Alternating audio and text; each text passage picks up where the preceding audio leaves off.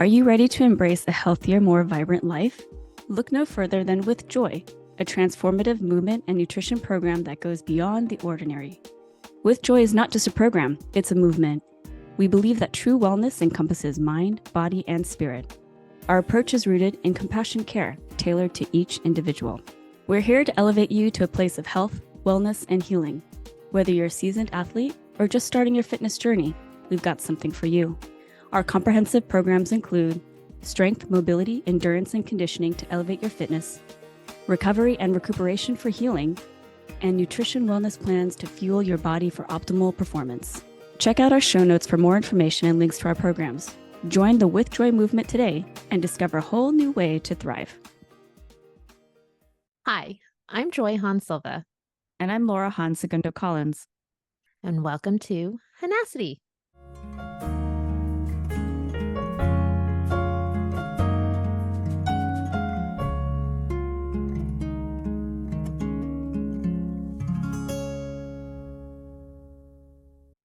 Hey, Joya. Hey. How's it going? Still in Portland. Oh, fabulous, fabulous. How's the weather out there? Still raining.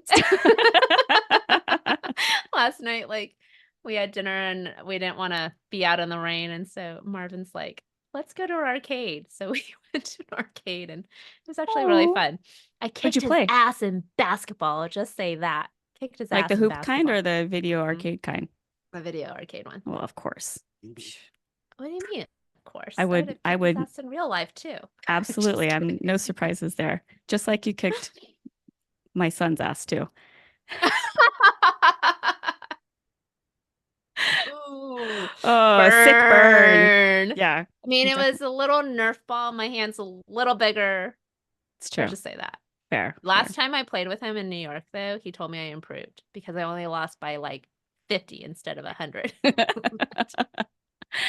Oh, we got to show that video again. That's so good. So good. For anyone that doesn't know, Joy is my younger son's godmother. Lucky kid. He is very lucky. Yeah, he is very lucky. He is. No, I love him. I love him a lot. So excited for today. Very excited. We get to interview our dear friend Ryan, who is training in France but competing for Canada in TNT, and he's a phenomenal athlete. And we're so excited to hear his story because it's crazy on so many levels, but incredibly powerful. And he is somebody who I admire for his courage, his stance on making his voice known. He is a trailblazer as well. He has a powerful story, and we're going to get to talk to him. So yeah. Let me read his bio, and then let's get started. So Ryan Sheehan is a 7-time Pan American medalist and 2-time World Championship team member for Canada, who came forward publicly regarding his abusive experiences in gymnastics in 2021. Since then, Ryan co-founded Gymnasts for Change Canada, testified at a Parliamentary Committee on SafeSport in Canada, and has since launched his own campaign, the Next Athlete Project. Ryan moved to France in November of 2023 to continue his training, find love for the sport again, and pursue advocacy with a greater distance from the Canadian sports system. Without further ado, Ryan. Yay! Hi, Ryan. Hi, Joy. How's it going? Hi, everybody. I'm good. How are you guys? Ryan, we're so excited to have you here today. Thank you so much for taking the time to chat with us. Thanks for having me. I'm excited to be here. Maybe we could start with the beginning. How did you get into your sport? So I started gymnastics when I was 3. My cousin was a competitive gymnast, and then my sister started when she was 5 because our family friend started gymnastics. So I did everything that my sister did. She's 2 years older than me. So we did gymnastics together, and then she quit once I got better than her. So classic sibling story.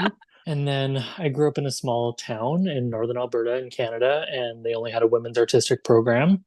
So when I was 9, I was introduced to trampoline, and I've done it ever since, and I'm 30 now. So I always call it my first love, and still is.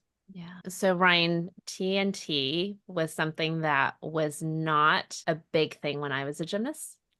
I don't think it existed until I want to say 90s, right? Like the mid 90s or whatever. And so it's like a natural progression. And you are still currently an athlete in your sport. How are things going? How is training? I know you're preparing for tons of competitions coming up. We're in an Olympic year. So, yeah, how is your training going?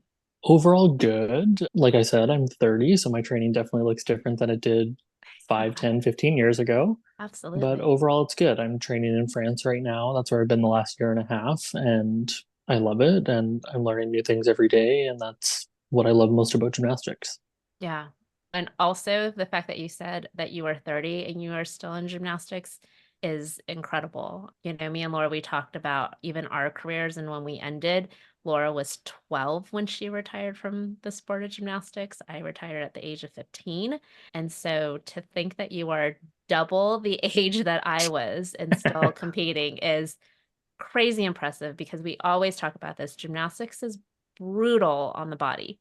Like, Mhm. how Yeah. is your body holding up? What are things that you have adjusted? Like you said, gymnastics at 15 is so different from gymnastics at 30, and you know how you take care of ailments and injuries and all those things that come with it. I know that me in my 40s, I will sneeze and throw my back out of place. Like, so True story. there's, yeah, straight up. Talk about that change and how things are different when you were a teenager as it is now.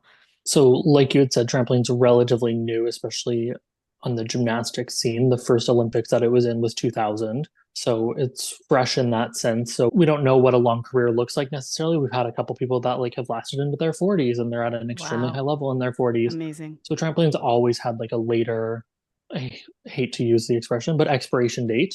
Like you Mm, can definitely do it longer. You Mhm. peak at a later age. There's perks to kind of doing it in your 20s and how your body works at that time. But for me, a lot of the focus is on fitness now, less time specifically on a trampoline. Since I moved here, I train with a lot of younger, high performance kids, whereas when I was in Canada, I was with more people my age. And it was a big adjustment trying not to keep up with the 15-year-olds. I'm just mm, like, well, no, they train this amount of hours, they do this amount of turns, whatever it is. That I was like, well, I can do that too. And it's like, mm. yeah, I can. And then for the next week, I'm paying for it pretty heavily. So Yeah. Yeah. it's about being smart with my body, and it is just different. I have a lot of experience. I've been doing it forever. I've been at a high level for a long time. Like I just don't need what a 15-year-old needs fundamentally, and Right. I'm glad to be in a place where they support that. Yeah. Yeah. And that's also something that I think is like a shift in culture as well, right? Having a different Yeah. regimen for different types of athletes. And I don't know what your experience was in Canada in comparison to France. I just know for me, growing up in gymnastics, there was one way. For the kids that were really little to the kids that were at a high level, there was one way in doing things. There was one recipe. And to see the shift in that and how it expanded, I also think that part of it is you're an athlete who has a voice and can advocate for yourself in a way that is uniquely you, Ryan. And you know, Okay. me and Laura met you, and we've heard parts of your story, and we're excited to hear more parts of your story.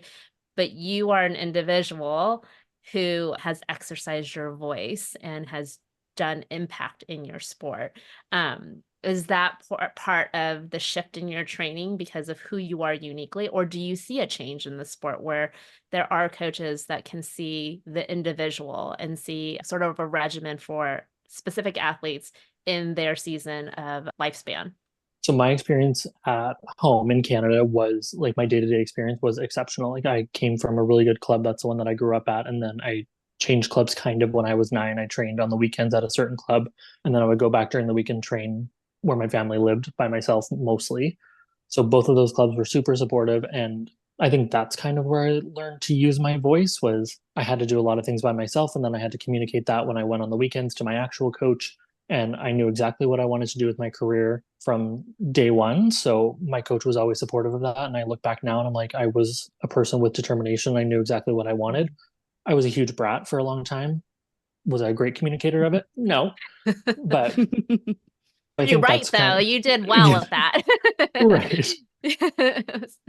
So I think looking back, like that's kind of where it started. And then especially when I moved here, like I moved here when I was 29, I had already done some advocacy work and stuff. So I think I came in with a different perspective and a different voice, even though I came here with not so great French, so communicating was difficult, but they gave me a lot of autonomy over what I could do and my opinion on what I wanted to do at training. But do I see a shift in the culture? I think there are a lot of good clubs, and I think there are a lot of great coaches. As a whole, do I see that shift in the culture yet? I would honestly say no. Mm-hmm. Which is disheartening given all the things that have happened and the voices that have come out from it. That's really disheartening to hear, sadly. Yeah. Mm-hmm. Well, I'm sure like you guys connect with gymnasts and ex-gymnasts all the time. You hear all these stories like the same way for the last couple of years. Like I've heard so many of these stories. And I do think things are shifting. I think it's very small. I don't know if there's like a huge systemic shift yet, but every time I go to a meet or every time like a friend goes to a meet, you just hear things where you think, damn, like we're just so far from where we need to be still. Yeah. And I don't know how to change these little minute things that to the general gymnastics population seems fine, but Yeah. it's not. When you have some distance from it, you realize how not okay some of these things are. Yeah. So for those who are listening that might not completely understand what is happening and where the voice came from, particularly with the way that we're speaking, it feels a little bit enigmatic. Ryan, share what you're comfortable with, but would you mind walking us through your journey as a gymnast, leading you to where we're making these statements about our governing bodies seeing what athletes need, essentially, and we're saying no. But would you mind walking us through your journey a little bit, whatever you're comfortable with sharing? Totally. So I started competing in 2004, and then I made the national team in 2006 when I was 11, and then I started competing internationally in 2007. So I'd been on the national team as a junior, as an age group kid. And starting in 2008 till about mid 2010, I was sexually abused by a national team therapist. At the time, I was pretty sure it was happening to other teammates as well. And then in 2013, his contract was not renewed with Gymnastics Canada. And then, to my knowledge, he worked at a club until at least 2018 still. In 2019, my coach reported him to Gymnastics Canada, and we were told that it wasn't part of their jurisdiction and to report it to the professional college. So then we spent the next year trying to figure out what this man even was. Our impression of what he was not actually what he was. And then a year later, we reported it to a couple other places that we were told to. And one of them was a Canadian Center for Ethics in Sport, and they do a lot of doping things. And this man was also a doping control officer. So, for those that don't know, that's who watches you when you pee for doping samples. And they asked Gymnastics Canada what the results of their investigation was. They said they hadn't done one and that they would open it then. So, an official investigation started in May of 2020, and it was just wrapped up in February of this year. Throughout that process, I had to report it to 7 different agencies, and Gymnastics kind of ended up doing nothing. It was one of the provinces that ended up banning him for life. So I went public in July of 2021, and that's kind of when my life and all of this blew up. That's when I connected with the other people and we started our open letter. And I'm sure you guys have touched on this and some other things too. There was a big open letter that went to the government in Canada asking for an investigation into initially gymnastics, and then the ask turned into all sports. But that's kind of where my advocacy and my voice started. And when did Gymnasts for Change Canada come into play for you then? How did that come to being? So I had connected with the other 2 co-founders that summer. So I had posted early July, and then I connected with one of them in July, one of them in August. And then we all kind of kept in touch. We had this little survivors meeting in August of that year. And that was also when we were all tapped to film a documentary in Canada called Broken Inside the Toxic Culture of Canadian Gymnastics, which is on Crave in Canada. And part of it's on YouTube. And I believe that's available everywhere. And we kind of had this little survivors meeting. And then the 3 of us kept in contact and we were trying to figure out kind of what the next move was. We all seemed to be in an okay enough place to try and do something. We all had different experiences, but similar experiences. And we all came from a different background, one of them being a parent, one of them being an ex-athlete, me still competing. So we had decided, I want to say it was Bobsleigh Canada had just come out with a letter. And we thought, wow, that's such a powerful thing to do. Let's see if we can do that. So we tried to round up as many signatures as we could, and we got 70 some for the initial letter that we sent. And it took off from there. And then this little thing that we thought was going to be a 24-hour ordeal turned into a now 2.5 years, and I'm no longer a part of Gymnasts for Change Canada, but it started all of our advocacy journeys. We've connected with hundreds and hundreds of survivors in gymnastics and all sports, and we've testified at parliamentary committees, and we've done a lot of things to raise awareness, and it is much more prominent in Canada than I think people realize. Prevalent. Yeah. Yeah. I mean, it's so interesting because we're all connected in this gymnastics community, and it's been interesting being on this side. Me and Laura, we shared our story for the first time last year, and we never shared our story with each other. There's these years of silence that we talk about, right? That you're in this moment of suffering, and for you not going public until 2021, and you're trying to like get the ball rolling, and nothing happens for this many years, right? You were abused when you were a teenager. Things didn't come out until you are a grown man. Those years of suffering, how do you, in some essence, like keep hope in that? During that time, Yeah. it's not funny, but that's like what I go to say. I'm like, it's funny, like, but I didn't even realize, like, I knew that that had happened, and that was such a shameful experience, and that I had told some people some details, but never the whole thing because it was just like so gross to retell. Like, I couldn't even bring myself to do it. And it wasn't until I heard somebody else's story, and I literally said to myself, "Oh, I'm so glad that didn't happen to me." And I was like, "Oh my God, it did." Wow. And then it was about a year of me sitting on it, being like, Wow. "Oh, that's what that was." And I think I've talked to a lot of my teammates and other people that have been through this, and it's like, I was 15 when it started. I had just turned 15. And you think, well, like, I'm on the national team. This is what you have to do, or you have to keep your mouth shut, or this is what adults do. Like, it made me uncomfortable, but this is just like learning about the world, or whatever you want to call it.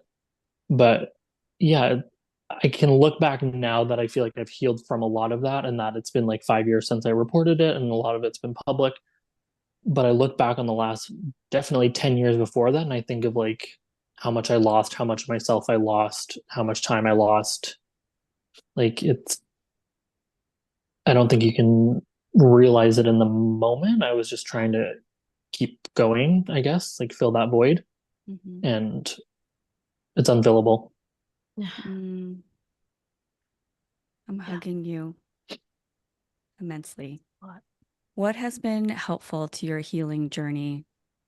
I have like the most amazing friends and family, and I have a very small circle, but they're great. And that includes my coach that I've been with since I was 9. And she was extremely, like, she knew I was in a bad place, but she was very supportive when I said I wanted to move here. And we still talk probably once a week, and I keep her up to date. And that's who I compete for when I go home and compete in Canada.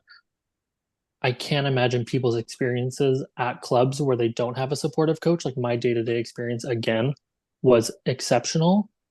When I was reporting this, when I went public, she let me come in, and I got to bounce on the trampoline for 5 minutes and like sit in the corner and cry. And then I got to go home and do it again the next day. Like, there's not a lot of places that would let you do that.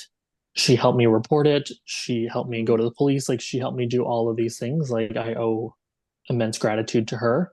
But in terms of healing, I've done a ton of therapy. I would say that's been like the number one thing. I think learning to use my voice, learning to advocate for myself in this space and in others has been healing. And I think the biggest thing that I did was really get some serious distance from gymnastics to learn what I actually love about it and what I was taught about it. Yeah. That's such a great point in sort of like separating and trying to figure out, where do I find that passion? Where do I find that love? Because that little boy who started gymnastics, who was excelling, loved that sport. And it was like, Laura talks about this all the time. Like, it's this pure cup of water, and millidrops of that ooze comes in, and it sort of contaminates things. And we are still trying to find that journey of like, this was a sport that we loved. It's a very beautiful sport, and there's so many things about it that are wonderful. What did you find in that journey of like, what is Ryan's? This is what I love about gymnastics. What is that piece of gymnastics that you love most? I think it's exactly what drew me to it in the first place. And it's like this love of flying, and there's something artistic about however you do it. And that's always been the gymnastics I'm drawn to, is like beautiful, stylish gymnastics. I've never been like a powerhouse by any means. So I think that's what it is. Like, it's art in motion. And when you're doing it, you're not thinking of anything else. You're thinking of like flipping, seeing the ground, something beautiful, like pointing your toes, all these things, and it's using your body in such a different way. And then when you're done your routine and you get off the trampoline, then you can go deal with all the rest of the crap in the sport. But while you're doing it, it's just there's nothing like it. I've never found adrenaline like it. I've never found something I'm so drawn to, something I love watching, something I love doing with my body like that. Yeah. Mm-hmm. And that's so uniquely gymnastics. I think you touched on it Yeah. perfectly. There's this thing of like power and control coming together. Like there's power in it, but you have to have this control of your body, the spatial awareness, how gravity takes in place, how do you hold your center? It's so unique to our sport. There is so many different variables that you are doing in one space as you're flipping and twisting and turning. We talk about this all the time. Me and Laura says there's something in us that is the genetic makeup of being an athlete. Like it's sort of like there's this weird piece that all athletes have that is uniquely us, whether it's Laura was a master of skill, like she wanted to master her skills to the way of her liking, and that was sort of her obsession with gymnastics.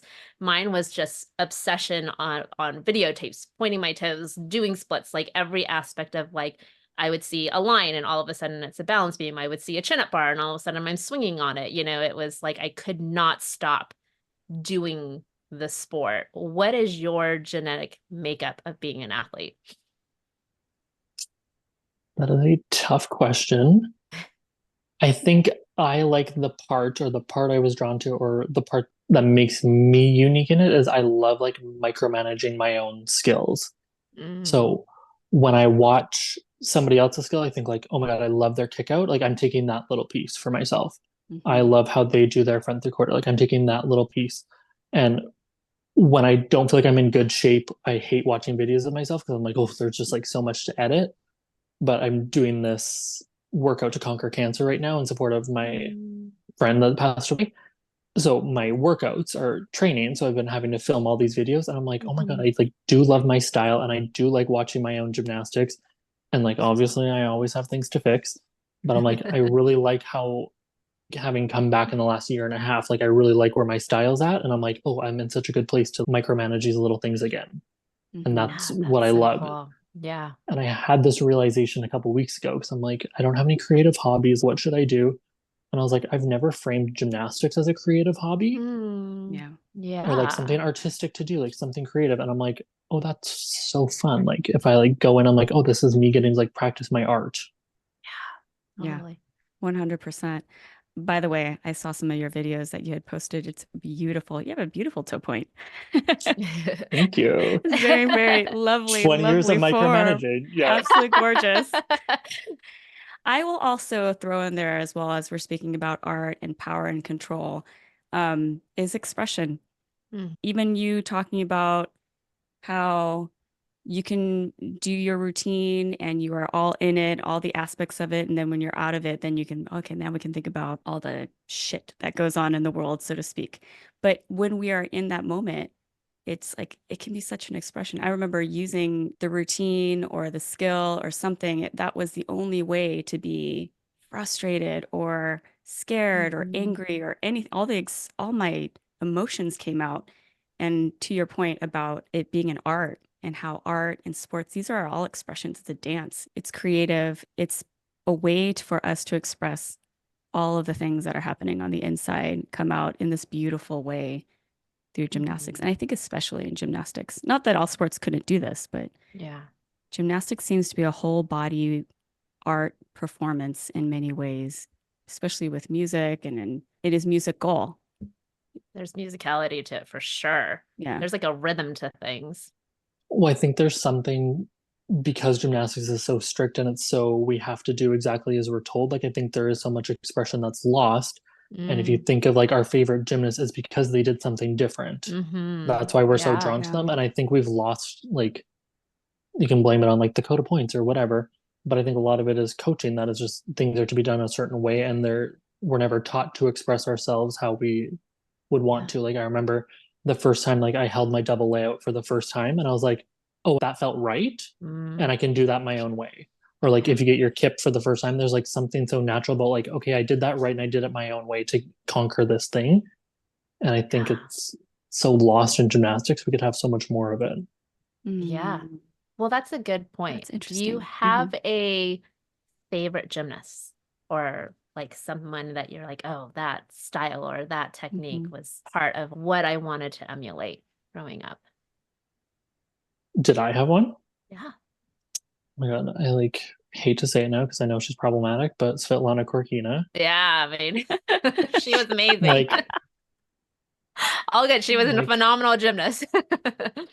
what I liked that was different about her is like on the floor, she was such a diva. It was the first person to like ever show her personality, whether you agreed with her or not.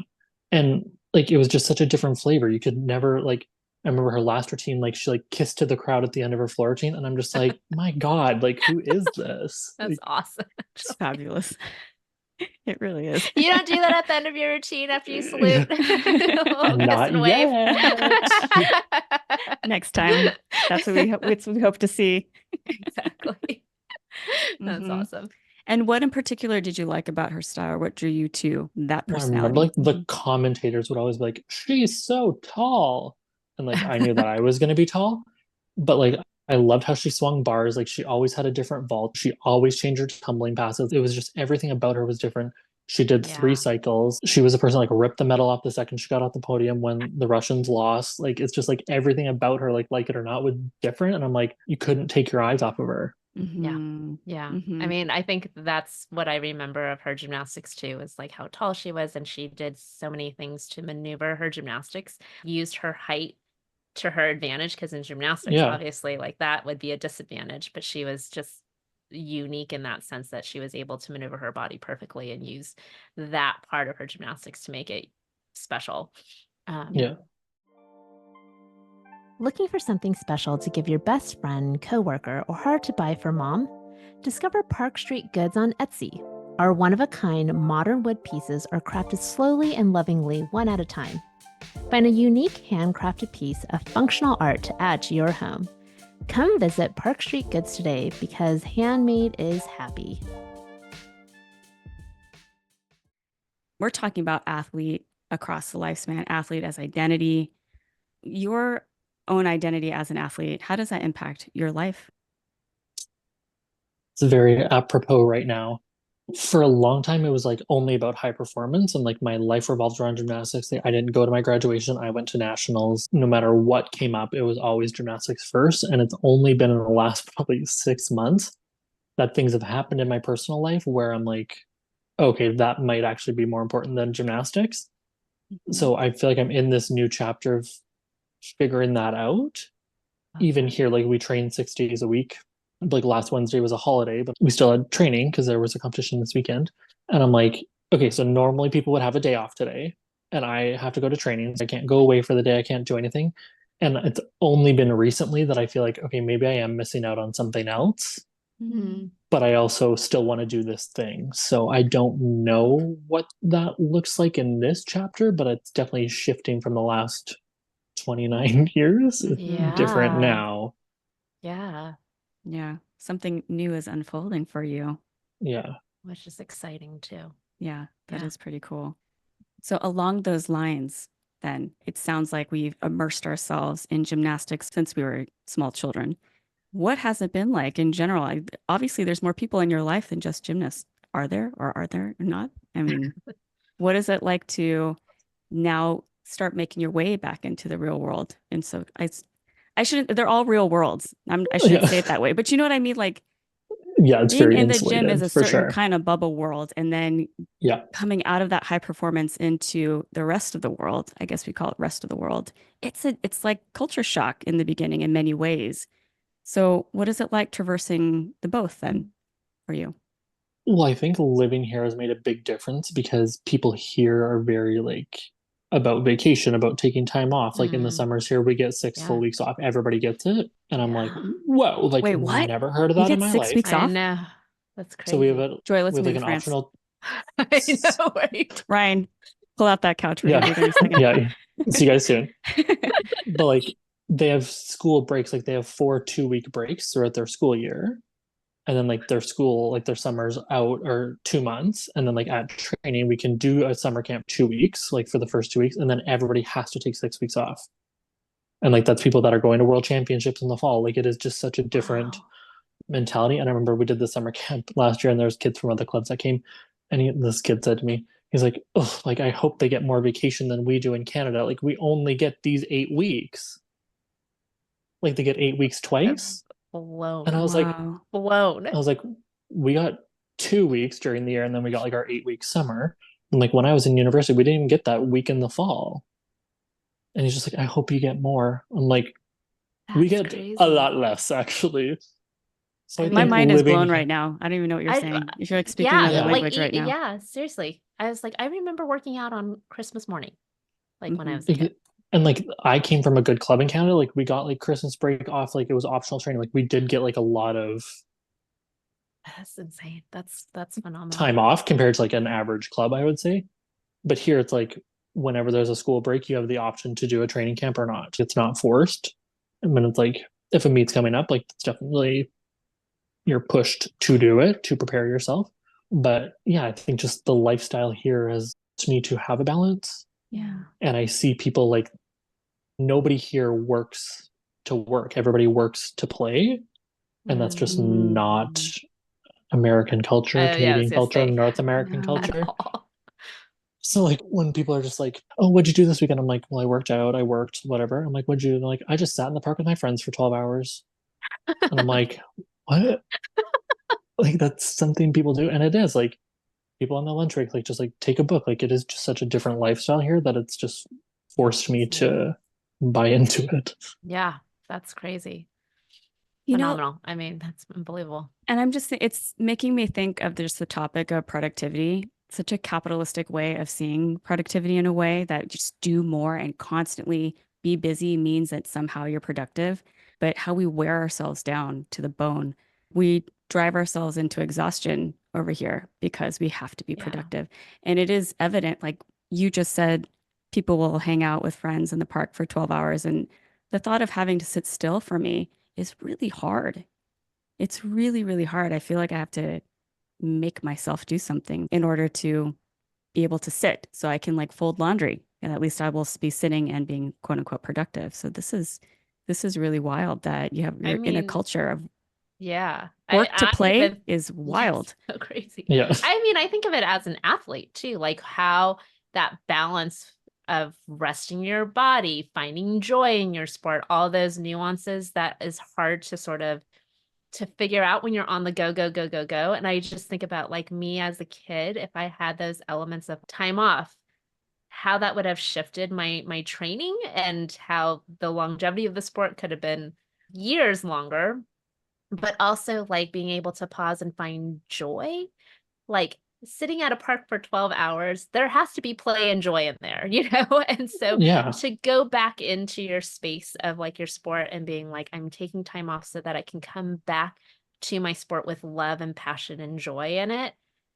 How different would that be for an experience of athlete as whole person care? Like we talk Hmm. about this all the time. Like when you think about the mentors, the people in place of being there to protect us, we're talking about governing bodies. We're like your coach, who is phenomenal at it, where you take the individual and you think about the whole person and the whole person being in this. It shifts this paradigm of what the sport could be, right? Like it's sort of like this dream world of like me and Laura talk about this all the time of like what gymnastics could have been for us if we had these things in place. You are on this other end of like you are making these paradigm shifts, right? In order for gymnastics to be something that is different than it was when you were 15. What are some of those things that now as a 30-year-old that you didn't as 15, where you're like, I need this in my sport. I need this in order for me to continue to do this. That was different from when it was when you were 15. Well, I think a lot of it is just like my perspective on it. And I talk to my sports psych about this literally every time that I'm like, how do I unlearn these things that are Hmm. so ingrained in me? Yeah. And like part of it's gymnastics, part of it's Canadian sport, part of it's North American sport. Like we're all like taught these certain things. And it is like you said, like this productivity, or you have to make a gajillion dollars doing it, or like now the new thing is like you have to be famous on social media from it. Do you mean like you look at like Olivia Dunn or these people that are like Mm. huge NCAA stars, and it's just like something's always shifting where we have to do better, be bigger, whatever that Right. is. Right. And I went to Barcelona a couple weeks ago with my friend who's a gymnastics coach from Canada, and I was just like, I don't care anymore. I don't care to fight this. I don't care to like my thing is like I've always had body image issues. It's like you have to be a certain fitness, you have to be whatever. I'm like, I don't care anymore. Mhm. Like, and that's really where I'm at. And even like I went and watched a competition today, and I'm like, I'm not comparing myself to these 15-year-olds anymore. If I never get back to the highest level of my life, like that's okay with me. It's just not about results anymore. It's not about being high performance. Like I think a lot of it, like when I was 15, like this is such a dark turn, but I was like, okay, if this is happening to me at these meets that I go to, like I need to get something out of this. Do you know what I mean? And that's going to be results, or that's going to be achievement, or that's going to be whatever. Like put your head down and make whatever's happening to you worth it in some way. And then you spent like you chase that for years and years and years and years. And like I said, you can't fill that void with results. You can't fill that with fame or money or whatever that is. Right. You have to heal, you have to do whatever. And I still get stuck in that hamster wheel. And I think Yeah. like I don't think it's uniquely American or Canadian. Like I think it's a lot of sports, but there's just so many things that were taught to us as children Mhm. that we have to now unlearn if we want to be happy in sport or do better with the next generation. I don't think a lot of people are willing to face that. Yeah. Yeah. So on that line, thinking about your coach, I mean, for your coach to be so supportive, your coach from 9 years old, and to guide you and support you through all of these things. We had talked to another coach not too long ago, and she mentioned something about like the coaches club, so to speak, especially if somebody makes a complaint or does something, like there's just like the club, there's this protection inside the coaches club for one another. So in some ways, your coach is kind of unique in and of itself, just to Mm. have someone who's can be so supportive. I guess I don't even know what the question is in all of this, to be honest. I almost want to say, like, how is she doing? Mm. So she's been a national team coach, I want to say since 92. So like she's lived with this old boys club in Canada since the Mhm. beginning of time. And I think her specialty always has been like producing happy kids. Like I remember growing up, like we were the only club that had people in their 20s still training. And to not Gymnastics Canada's credit, they've never tapped her for her opinion on things. They've never tapped her on how her program works. And she's like, there's still people training at my club that are older than me. Wow. So it's like she's doing something right, and nobody seems to want to learn from that. But she always produces happy kids. She's had people on the national team for 30 some years now. I think there's only been 3 or 4 years since 92 that she hasn't had somebody on a team. So like she's doing That's something right. yeah. And she's like, I mean, the old boys club has kind of died off because a lot of them have gone down for things that we all know that they did for years. That's shifted it a little bit, and like just like the next generation of coaches has kind of come up, but she's stuck her neck out for me big time, and she's done it for other Mm. people too, way before it was popular, way before she got any credit for it. Like Amazing. now that is like at least she gets some credit somewhere, you know what I mean, like in a history book now. But like she was doing this 10 years ago, before Athlete A, before all of these things, Mm. and she took a lot of heat for it. I know that she didn't have a great gymnastics experience growing up, and that's what she's based her club on, is not that. Yeah. And she's never pushed any of us to be high performance if we didn't want to. Like that's just not the culture of the club.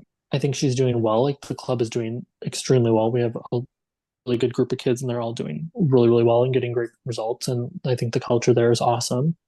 She's doing something right, but Hell yeah. the Yeah. system doesn't want to see it. Seriously. Yeah. Yeah. I'm listening in and hearing just persistence, bravery. I mean, these are people who have to stand their ground in a lot, and just saluting all of them right now. And Yeah. I hope that anyone who's listening, because I've had a couple of people have reached out and asked questions about whether it's a music teacher or a sports coach, um, trying to figure out what is that line, for instance, between something that's kind of harsh or strict coaching, or harsh, quote unquote, harsh, or something that might even feel more on the abusive side, for instance, and tell people that you don't have to put your money into them. You don't have to. We can put our money into the places that are going to be supportive and caring, and to think about what is most important as guardians, as athletes, as we get older and we have more agency to think about it. And Joy, you've said this before, athletes are coached to perform a certain way, think a certain way, be a certain way. And then if we change gyms, if we have to retire or any of these things, we don't get a lot of coaching when it comes to change, but we have to support each other in sort of coaching one another that it's okay, that if we need to change, if we want to change, if we need to stop, or, we're facing with injury and we need to take care of our bodies, like Right. we have to start that dialogue and really support each other and be the coaches that we're not going to ever get in that way.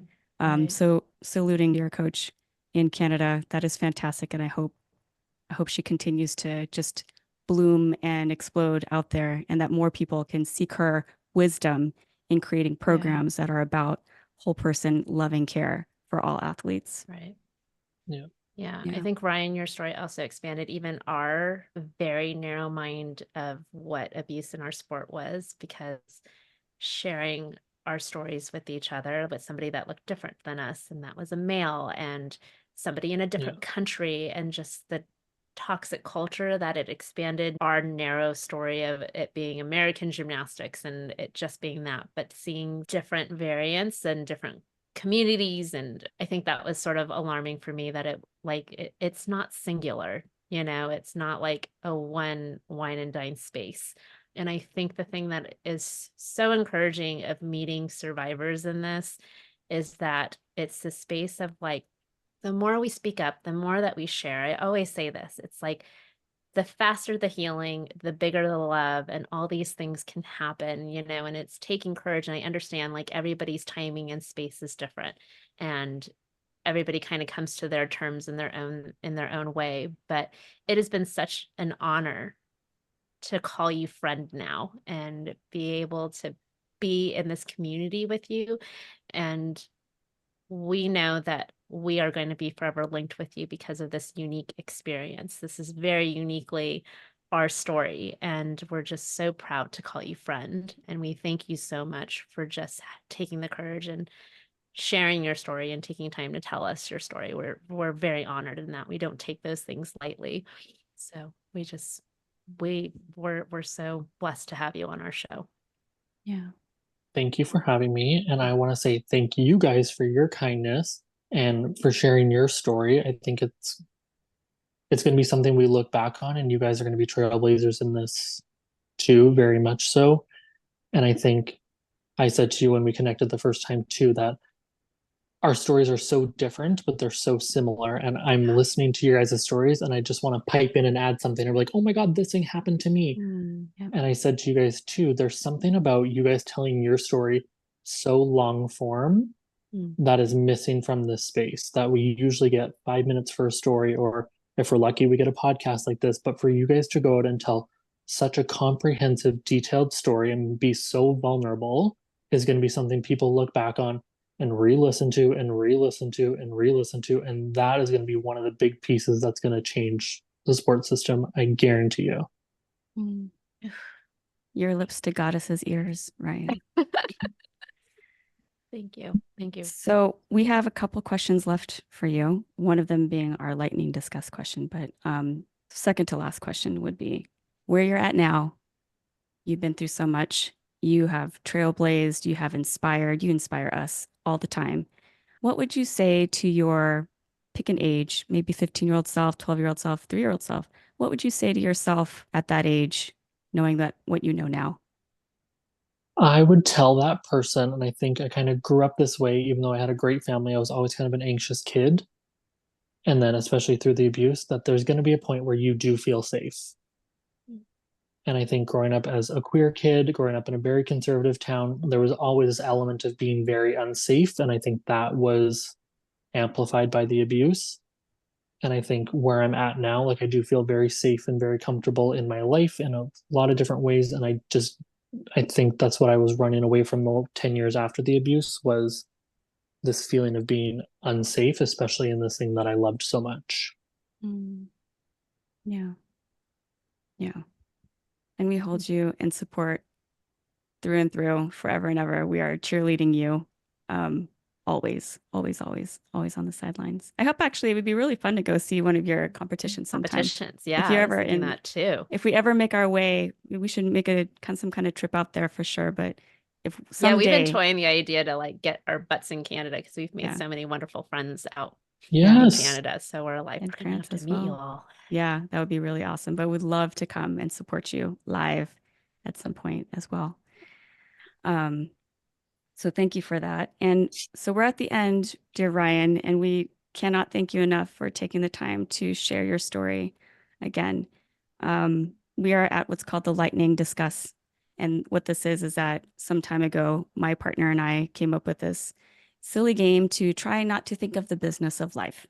We didn't want to talk about kids or working on these things. So, and Joy has played with us many times. We have turned it into a Jenga game. It's basically, we're going to share some kind of statement or question, and I'm going to say the word discuss, and we just discuss it. No debates, whatever comes to mind, don't think too hard. And everybody is going to answer. Would you like to play? Of course. Okay, fabulous. All right, my dear. How do you take your coffee? Discuss. Okay, I feel like I want to be like shot down in the streets of Paris for saying this, but lately I've been drinking instant coffee, like an instant cafe au lait, and I like can't tell anybody because it's just like so not the vibe Our here. secret is safe with us and Yeah. all our listeners, Ryan. I Yeah, promise. thank God I'm not saying this on a podcast. But I will say I've shifted from drinking Starbucks to this. I can't like I'm too indecisive to like actually buy a coffee machine. So this is my like middle ground, but it's like seems to really be sticking. So I like it with milk and sugar. And that's where I'm at right now. Mhm. Trying to shift away from like coffee chains. Love Yeah. it. Joy. So I do drink coffee, and I usually do a pour over with a little bit of like a coffee mate creamer. But this is Laura's favorite. I am a huge matcha latte fan. Like, love my matcha latte, and I don't put any sugar on it. I literally like it in its purest form with oat milk. And Laura was in LA last summer, and she never heard of a matcha latte, and I was blown away. And I was like, maybe it's an LA thing. Like, you live in New York, there has to be like matcha latte places in New York. Like, First you're of in a all, trendy Ryan, by area. the way, I'm sorry to interrupt, but you have to always, you're going to at some point see Joy's very excited face when you haven't done something before. So she's like, hey, would you like to have a matcha latte? And I was like, what's that? And she goes, oh.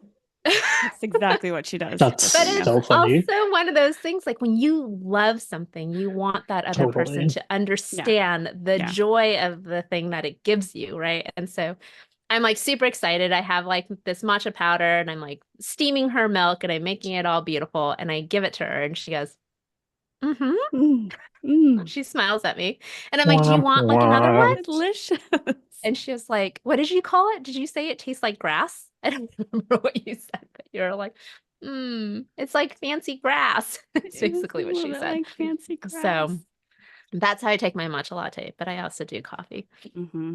Mm-hmm. And I take my coffee black.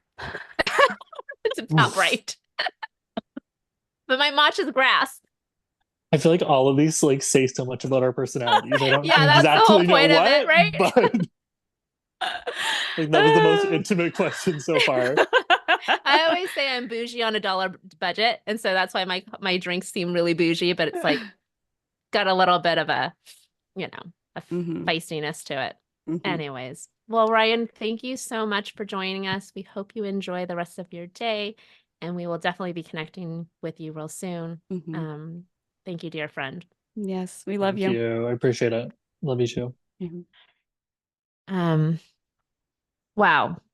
What an amazing interview with Ryan. It's always good to connect with gymnasts, right? Like Mhm. there's some sort of camaraderie in that, like connection in that. And so that was Yeah. really amazing to hear his story and just how brave of a human being he is. He's Absolutely. phenomenal. Such an inspiration. Absolutely. Yeah. Absolutely. So who you got next coming up? Yeah, we're so excited because our dearest friend Shelby, who is a mom of two teenage athletes, and extraordinaire nurse, and also our dear friend who met us at Foothill is going to be our next guest. And we're all excited for you guys to get to hear how an amazing human being she is as well. So Shelby is next, and I'm looking forward to reconnecting with her too. For sure. Oh, thanks, Joy. I love you. I love you more. I love you most.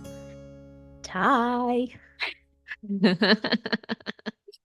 Thanks for tuning in. If you have any questions, please reach out to us on Instagram, Twitter, Facebook, and TikTok. Share and follow us on Amazon, Spotify, and Apple.